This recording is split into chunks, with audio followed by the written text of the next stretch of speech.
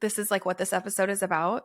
I was literally just going to say I've been like a late bloomer in so many things. And it's funny because like that's what we're here to talk about is like, I'm excited to see like what unfolds in my 30s because like I think it's really easy when you're young to like be like, oh, in my 20s, I'll like have this adult relationship. I'll like have this like settled path. I'll like have these things. And Yeah. I like when we initially like started to have this conversation, like I've had a lot of experiences. I've done so many things. I've been so many places. I've like walked so many different paths in a 10-year period. Mm-hmm.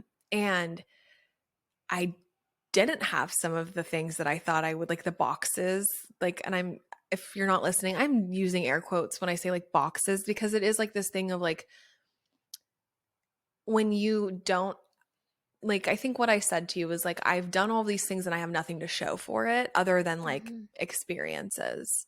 Yeah. And like, I can recognize how like that's not true because I do obviously have things to show for it, but it's like less of the like adult boxes I've checked. You know what I mean? Mm-hmm. And how that has been that is a point of grief for me, right? Yeah. And it's not that I would do anything differently. It's just that like it speaks to that desire of like what I'm really ready for. Yeah.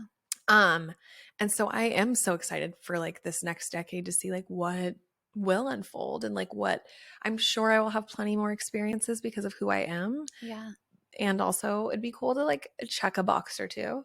It'd be cool. Like I'm not, you know. Yeah.